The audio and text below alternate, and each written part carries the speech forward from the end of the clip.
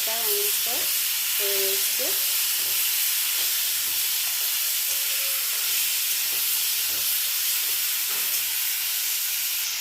এবারে আমি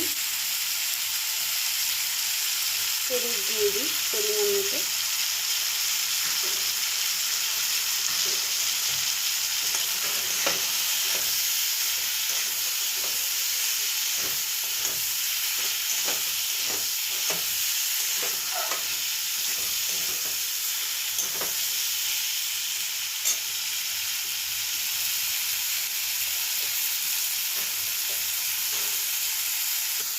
এবার আমি মশলা আগের থেকে করে রেখেছিলাম মিক্সিতে। এখানে আছে আদা, রসুন, একটা কাঁচা লঙ্কা আর সামান্য পরিমাণে পেঁয়াজ আছে, মানে হাফ পিস পেঁয়াজ আছে। এই পেস্ট করা মশলাটাকে আমি এখানে দিয়ে দিলাম কড়াইতে।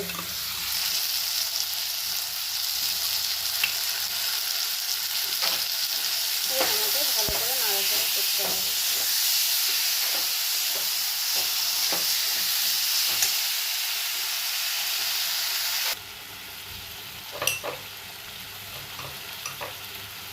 সামান্য পরিমাণে জিরে গুঁড়ো দিলাম।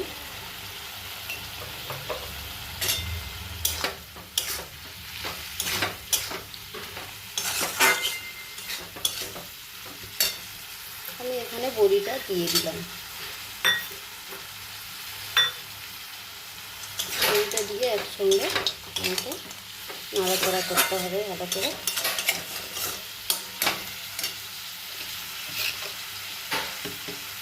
স্বাদ মতো লবণ দিয়ে দিয়েছি।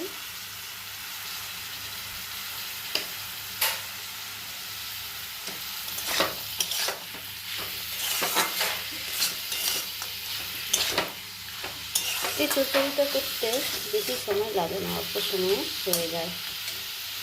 খুব সহজে রান্নাটা হয়ে যায়।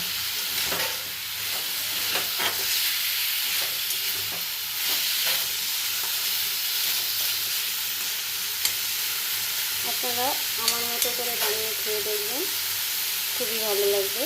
এটা রুটির সঙ্গেও ভালো লাগবে, ভাতের সঙ্গেও ভালো লাগবে খেতে।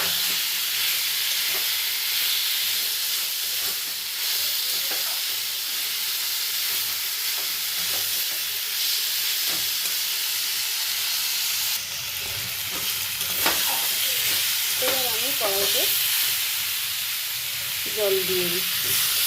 জল দিয়ে দিলাম, বেশি দেবো না জল, অল্প দিতে হবে।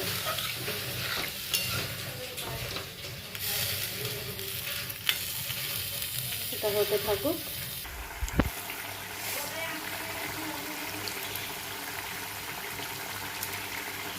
ঝোলটা অনেকটা কমে এসছে।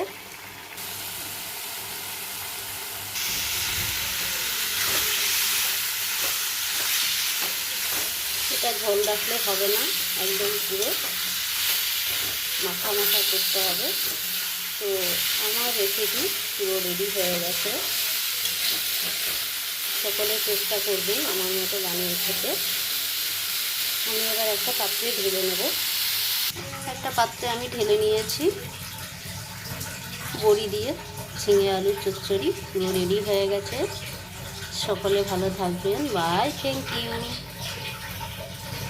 লাইক করতে ভুলবে না, অবশ্যই লাইক করবেন, শেয়ার করবেন, কমেন্ট করবেন, সব কিছু করবেন। সকলে কেমন আছেন? আজ আমি দারুণ একটা রেসিপি বানাতে চলেছি। রেসিপিটা হচ্ছে বড়ি দিয়ে ঝিঙে আলু চচ্চড়ি। তো প্রথমে আমি কড়াই বসিয়ে দিয়েছি উনুনে। আপনারা দেখে নেবেন আমি কিভাবে বড়ি দিয়ে ঝিঙে আলু চচ্চড়িটা করব। প্রথমে আমি কড়াইতে তেল দিচ্ছি।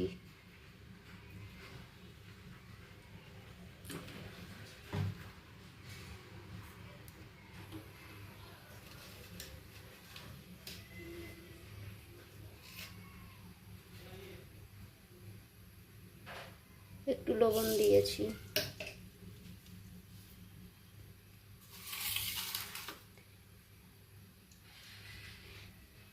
যারা রান্না করে তাদের কাছে কোনো ব্যাপার নেই, কোনো কিছু দিয়ে ঠিক কিছু না কিছু রেসিপি রেডি করে দেয়। আর তাদের কাছে কোনো কিছু কঠিন হয় না, সব কিছু সহজ হয়, খুবই মজা লাগে। আমি রান্না করি তো, তাই আমার কোনো কষ্ট হয় না, আমার বরং ভালো লাগে। তো তেল গরম হয়ে গেছে, লবণও দিয়ে দিয়েছি। এবার আমি বড়িটাকে ভেঙে রেখেছি, ছোট ছোট করে রেখেছি। এবার আমি তেলে দিয়ে দিয়েছি,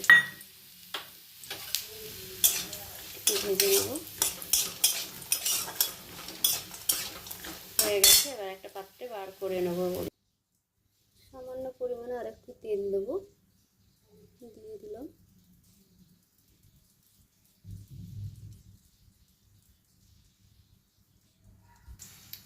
দুটো শুকনো লঙ্কা ফোড়ন দিলাম।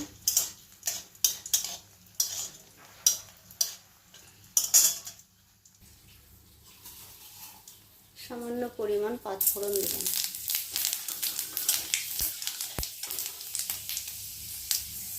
এবারে আমি ঝিঙে আলু আগের থেকে কেটে রেখেছিলাম, দেখুন ছোট ছোট করে কেটেছি, এটাকে আমি কড়াইতে দিয়ে দিলাম।